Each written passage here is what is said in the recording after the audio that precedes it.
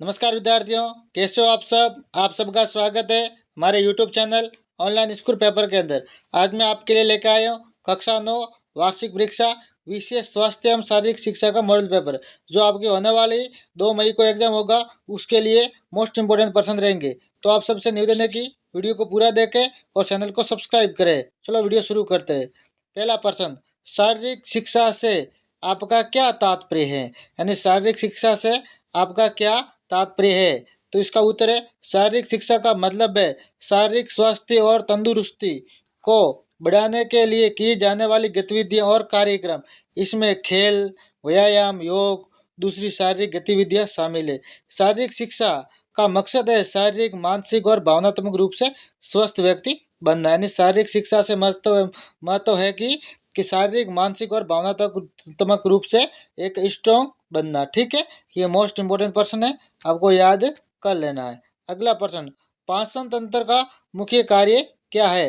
पाचन तंत्र का मुख्य कार्य क्या है। तो पाचन तंत्र का मुख्य कार्य भोजन को छोटे छोटे टुकड़ों में तोड़ना और उनमें पोषक तत्वों को अवशोषित करना, ताकि शरीर को ऊर्जा और विकास के लिए आवश्यक तत्व मिल सके। ये पाचन तंत्र का मुख्य कार्य है, यानी भोजन को पचाना और उसे विकास के लिए जो आवश्यक तत्व है उसे ऊर्जा के लिए वो हमें मिल सके। डेंगू रोग के लक्षण बताइए। डेंगू के आपको लक्षण बताने हैं। डेंगू के लक्षण, सिर दर्द होना, मांसपेशियां, हड्डियों और जोड़ों में दर्द, उल्टी लगना, आंखों के पीछे दर्द, ग्रंथियों में सूजन, ये डेंगू के लक्षण है। त्वचा पर लाल सकते होना, यानी त्वचा पर लाल सकते होना। ठीक है, यानी हमारी जो त्वचा है उसके ऊपर लाल चकते हो जाते हैं, यानी ऊपर से छोटे छोटे लाल जैसे टिब्बे हो जाना। अगला प्रश्न, स्वास्थ्य शिक्षा के 3 उद्देश्य बताइए। स्वास्थ्य शिक्षा के 3 कोई उद्देश्य बता दें। तो स्वास्थ्य शिक्षा के लिए 3 मुख्य उद्देश्य है। लोगों को बीमारियों से बचने और जीवन शैली अपनाने के लिए प्रेरित करना।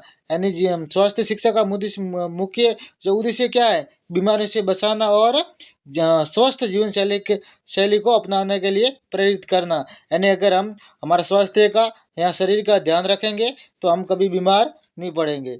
आगे, स्वास्थ्य संबंधी ज्ञान और कौशल प्रदान करना और समुदाय के स्वास्थ्य को बेहतर बनाना। समुदाय के स्वास्थ्य को बेहतर बनाना, समुदाय मतलब हमारे आसपास के जो हमारे जो समुदाय के लोग होते हैं उनके स्वास्थ्य को भी बेहतर बनाना। अगला प्रश्न, फास्ट फूड एवं जंक फूड का स्वास्थ्य पर क्या प्रभाव पड़ता है।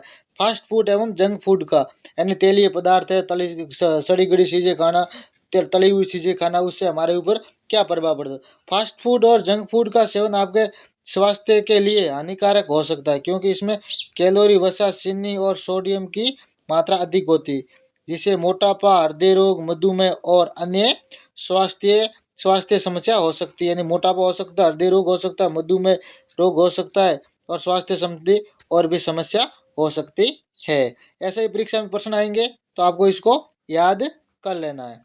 अगला प्रश्न, मानसिक थकान दूर करने के लिए क्या करना चाहिए। यानी हमारी जो मानसिक थकान हो जाती है उसे दूर करने के लिए क्या करना चाहिए। तो मानसिक थकान को दूर करने के लिए पर्याप्त नींद ले, यानी हमें पर्याप्त नींद लेनी, नियमित व्यायाम करें, यानी सुबह उठकर हमें कसरत वगैरह करनी, स्वस्थ आहार खाए, यानी अच्छा भोजन खाना, तनाव कम करने के लिए योग या ध्यान करें, यानी हमें योग करना या ध्यान करना, छोटे छोटे ब्रेक ले, यानी कोई काम करो उसे मन नहीं लग रहा, थोड़ी ब्रेक लेना फिर उसको काम करना है। अगला प्रश्न, स्वास्थ्य शिक्षा के क्या क्या लाभ है, विस्तार से लिखिए। यानी स्वास्थ्य शिक्षा से क्या क्या लाभ है आपको विस्तार से बताना है।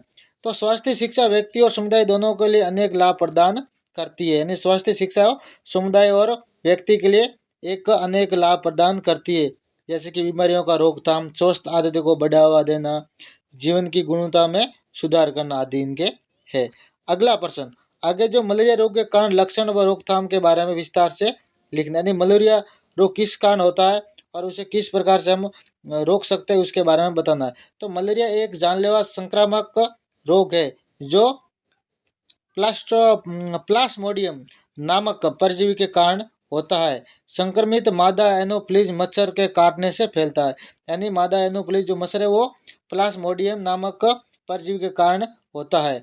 और इस मलेरिया के कारण, मलेरिया किस कारण, तो मलेरिया संक्रमण के कारण और मच्छर के काटने के कारण फैलता है। मतलब किसी को मलेरिया हुआ और अगर हम उसके संक्रमण में आज संपर्क में आ जाते हैं तो वो फैल जाता है। दूसरा जो मादा जो एनोफिलीज मच्छर है वो काट देता है, उसके कारण भी हो जाता है। मलेरिया के लक्षण है, मलेरिया के कौन से लक्षण है ताकि हम पता कर सकें, तो बुखार आना, ठंड लगना, सिर दर्द, शरीर में दर्द, उल्टी और दस्त, थकान आदि होना, ये मलेरिया के लक्षण है। मलेरिया की रोकथाम यानी मलेरिया को हम किस तरह रोक सकते हैं, तो मच्छरों से बचाव। सबसे पहले तो मच्छर से मच्छरदानी का उपयोग करना, कीटनाशक का उपयोग करना, यानी कीटनाशक मच्छर को मारने के लिए, शरीर को ढककर रखना, मच्छर भगाने वाले स्प्रे का उपयोग करना, यानी कुल मिला के ये मलेरिया है वो मच्छरों से होता है। ठीक है, ये मोस्ट इंपोर्टेंट प्रश्न है, आपको याद कर लेना है। अगला प्रश्न, प्राचीन प्राचीन काल में मनोरंजन के साधनों के नाम लिखिए। यह बताइए प्राचीन काल में मनोरंजन के साधन कौन से थे। तो प्राचीन काल में मनोरंजन के लिए नृत्य, संगीत तथा कथा, कहानी, खेल, पशु पर्व, मेले और शिकार जैसे साधन थे। यानी नृत्य करना, संगीत, कथा कहानियों को सुनाना, गाँव में नाटक वगैरह आते हैं ना, अब भी आती वो, पशु पर्व यानी पशुओं का मेला लगाना, शिकार के साधन जैसे कि आदि आदि उसके हैं। अगला प्रश्न, व्यायाम का महत्व बताइए। व्यायाम के महत्व को बताना, यानी कसरत से क्या क्या लाभ है, एक्सरसाइज। व्यायाम शरीर और दिमाग दोनों के लिए अत्यंत महत्वपूर्ण है, जो शारीरिक ताकत, सहन शक्ति और मानसिक स्वास्थ्य को बेहतर बनाता है। साथ ही कई बीमारियों के जोखिम से हम कम करता है। यानी जो व्यायाम करने से कई बीमारियां का जोखिम कम हो जाता है, उनको कोई बीमारी नहीं होती है, मानसिक रूप से वो शक्ति वो स्ट्रांग होता है और उसके शरीर के अंदर भी ताकत आती है। ठीक है, आगे, योग योग आसनों का मनुष्य के स्वास्थ्य पर क्या प्रभाव पड़ता है। योगासनों से मनुष्य के जीवन पर क्या प्रभाव पड़ता है उसके बारे में बताना है।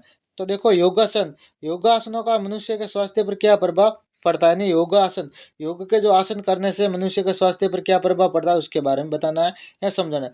तो योग आसनों का नियमित अभ्यास शारीरिक और मानसिक दोनों स्तरों पर कई तरह से स्वास्थ्य को बेहतर बनाने में मदद करता है, जैसे कि लचीलापन, शक्ति और संतुलन में सुधार, तनाव कम करना और बेहतर नींद और ऊर्जा प्रदान करना। यानी अगर हम योग के आसन करेंगे, नींद अच्छी आएगी, तो नींद अच्छी आएगी, तनाव कम होगा, शरीर संतुलन रहेगा, उसके अंदर लचीलापन आएगा, ताकत रहेगी। ये मोस्ट इंपोर्टेंट प्रश्न है, आपको याद कर लेना है और अपने दोस्तों को भी बताना है।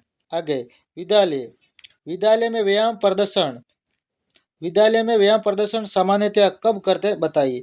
तो विद्यालय में व्यायाम प्रदर्शन जैसे कि शारीरिक शिक्षा कक्षाएं, यानी शारीरिक शिक्षा की जो कक्षा होती है, या खेल कूद प्रतियोगिता आमतौर पर सुबह और दोपहर के समय आयोजित किए जाते हैं। यहाँ तो सुबह या दोपहर के समय ये आयोजित किए जाते हैं। फुटबॉल खेल के फाउल तथा त्रुटियां लिखे। फुटबॉल खेल की फाउल और त्रुटियां कौन कैसे होती है उसके बारे में लिखना है। फुटबॉल में फाउल और त्रुटियां जैसे कि प्रतिद्वंदी को लात मारना, धक्का देना, हाथ से गेंद को छूना, खेल के नियमों के उल्लंघन है जो दंडनीय होते हैं। यानी कोई खिलाड़ी लेके जा रहा है, हम उससे गेंद को हाथ से लेना या लात मारना, ये फाउल तथा त्रुटियां, ये क्या फाउल तथा त्रुटियां, ये खेल के खिलाफ है। पिरामिड किसे कहते हैं। पिरामिड एक त्रिआयामी ज्यामितीय आकृति होती है जिसका आधार बहुभुज होता है और ऊपर की ओर त्रिभुजाकार फलक होते हैं। ये क्या है, ये है पिरामिड। क्या है, पिरामिड किसे कहते हैं। तो पिरामिड त्रिआयाम मतलब इस तरह का होता है। ठीक है, त्रिआयामी पिरामिड त्रिआयामी इस तरह का होता है। ठीक है, आई बात समझ में। आकृति ज्यामितीय आकृति होती है जिसका आधार बहुभुज होता है और बहुभुज मतलब उसकी भुजा एक से ज्यादा होती है, यानी एक से दो से ज्यादा। ऊपर की ओर त्रिभुजाकार फलक होते हैं, त्रिभुजाकार उसके फलक होते हैं। ठीक है, ये मोस्ट इंपोर्टेंट प्रश्न है, आपको याद कर लेना। शारीरिक शिक्षा शारीरिक शिक्षा क्या है। शारीरिक शिक्षा क्या है। शारीरिक शिक्षा जिसे फिजिकल एजुकेशन भी कहते हैं। शारीरिक शिक्षा फिजिकल एजुकेशन भी कहते हैं। एक ऐसा कार्यक्रम है जो छात्रों को शारीरिक गतिविधियां, खेल और स्वस्थ जीवनशैली के माध्यम से समग्र विकास प्रदान करने पर केंद्रित है। शारीरिक गतिविधियों के जरिए शारीरिक विकास और स्वास्थ्य को बेहतर बनाना, यानी इसका शारीरिक गतिविधियों के कारण हमारे स्वास्थ्य को हम बेहतर बना सकते हैं। ये आपके 100 नंबर का एक पेपर होगा और ये मोस्ट इंपोर्टेंट प्रश्न रहेंगे, तो ये आपको याद कर लेना है। परीक्षा में समझो यही प्रश्न आने वाले हैं।